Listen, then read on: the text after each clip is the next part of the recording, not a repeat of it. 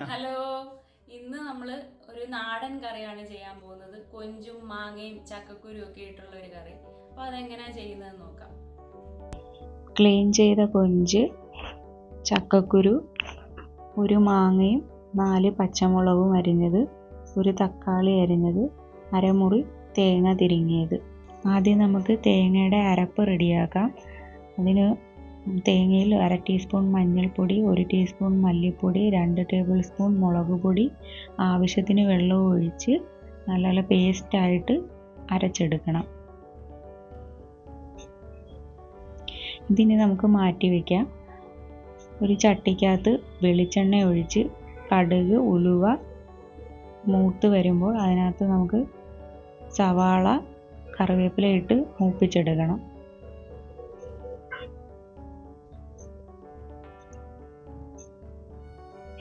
നല്ല ബ്രൗൺ കളറായി വരണം. ഞാനിതിനകത്തുനിന്ന് കുറച്ച് കോരി മാറ്റി വെക്കുന്നുണ്ട്. ബാക്കിയായ എണ്ണയിലോട്ട് നമ്മൾ നേരത്തെ കഴുകി വൃത്തിയാക്കി വെച്ചിരിക്കുന്ന കൊഞ്ചിട്ട് കൊടുക്കണം.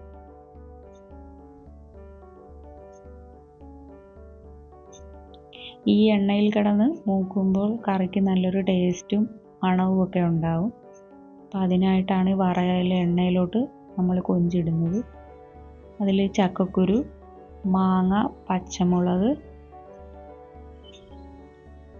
വെള്ളം ഒന്നും ഒഴിച്ചു കൊടുക്കരുത്. നമ്മൾ കൊഞ്ചിലുള്ള വെള്ളം തന്നെ മതി ഇത് വെന്ത് വരാൻ.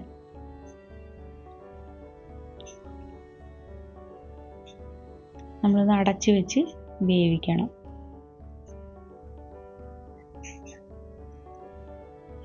വെന്തിട്ടുണ്ട്. ഇനി ഈ വെള്ളം ഒന്ന് കുറച്ച് പറ്റിച്ചെടുക്കണം നമുക്ക്.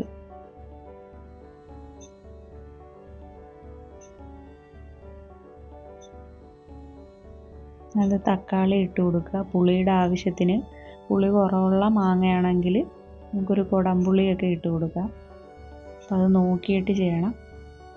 അപ്പം ഇതിനകത്തോട്ട് നമ്മൾ നേരത്തെ അരച്ച് വെച്ചിരിക്കുന്ന അരപ്പ് ചേർത്ത് കൊടുക്കുക.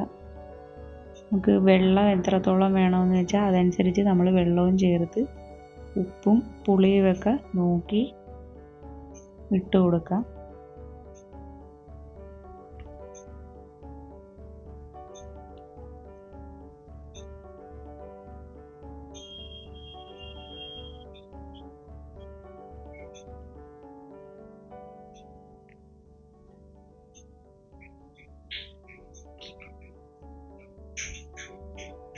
അടച്ചു വെച്ച് നല്ലപോലെ തിളപ്പിച്ച് വറ്റിച്ചെടുക്കണം. ഈ ഓയിൽ മേളിൽ തെളിയുന്ന രീതിയിൽ കറി വറ്റിച്ചെടുക്കണം.